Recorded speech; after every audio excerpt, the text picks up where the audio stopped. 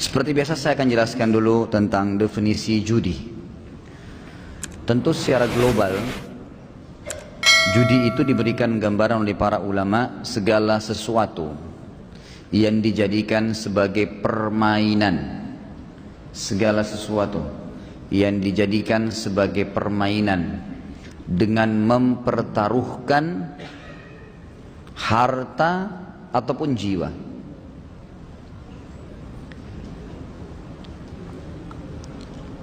Ini definisi secara umum. Tentu ada macam-macam dan ragam judi ini. Di zaman jahiliyah, di Mekah dulu, masuk di dalam maisir, perjudian mereka adalah mereka membiarkan antara dua unta saling bertanding, dijadikan sebagai permainan antara unta A milik A dan milik B dipertandingkan. Pada saat unta yang A menang, maka unta si B menjadi milik si A.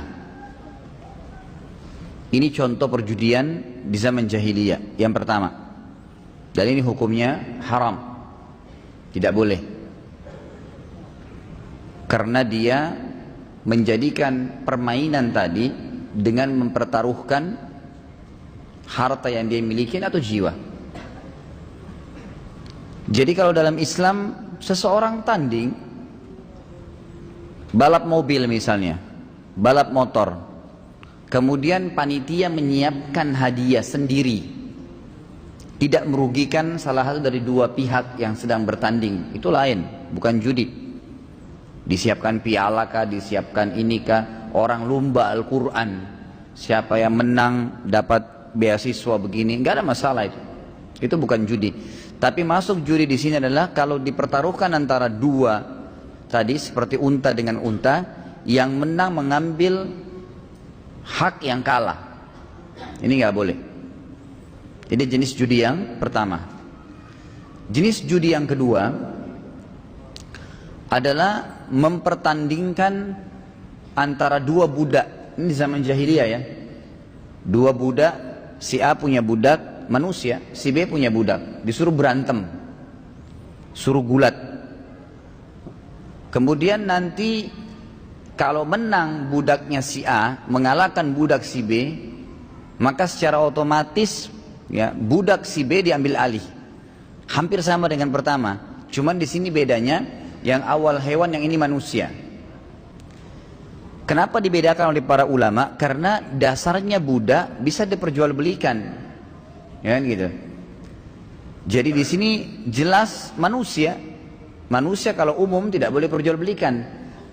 Tapi misalnya kalau ada manusia, itu lebih parah lagi kalau ada manusia dengan manusia. Misalnya dia bilang sekarang kita tanding nih, klub bola ini lawan klub bola ini. Kalau saya kalah, istri saya kamu ambil. Itu parah. Orang bebas dengan bebas. Itu bukan cuma judi.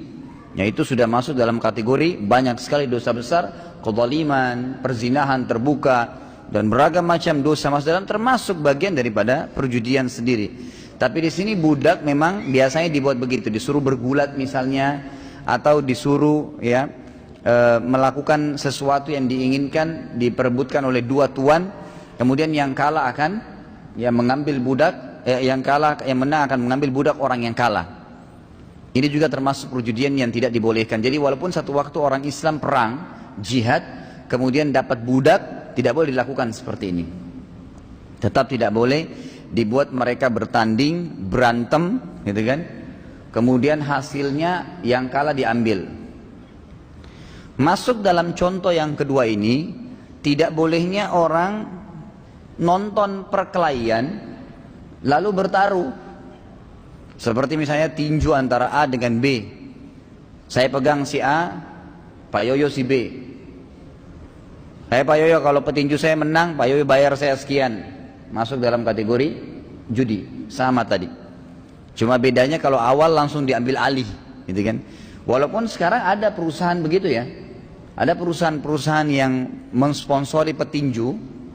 Jadi sama dengan subhanallah kasus jahiliyah tadi. Misal saya punya perusahaan mensponsori 10 orang petinju, si B punya perusahaan juga mensponsori petinju lain, lalu bertemulah di kelas tertentu mereka bertinju, kemudian sudah sepakat antara dua perusahaan nih, kalau nanti petinju saya menang, petinju kamu ini saya ambil alih loh, pindah ke perusahaan saya, gitu kan? Sama ini. Jadi akhirnya dikorbankan perusahaan tadi. Pertama, yang harus difahami di sini, mempertaruhkan antara dua orang untuk mengambil hasil hukum kezaliman, nggak boleh. Nabi SAW melarang membuat dua orang berkelahi, ya kemudian mengambil hasil darinya. Pertama, berkelahinya haram, mengambil hasil lagi juga haram. Beda kalau olahraga dan mengadu ketangkasan, itu boleh. Lain, untuk jihad misalnya. Karena Nabi SAW seringkali memotivasi sahabat untuk bergulat. Bahkan beliau sendiri pernah bergulat dengan sahabat, tapi tidak ada indikasi uang, untung rugi itu tidak ada. Memang ketangkasan saja. Kita lagi latihan bela diri, kemudian pelatihnya bilang, ayo sekarang kita mau latih nih, terakhir, coba duel. Ya melihat ketangkasan, nggak ada masalah. Para sahabat melakukan itu. Nabi SAW melakukannya.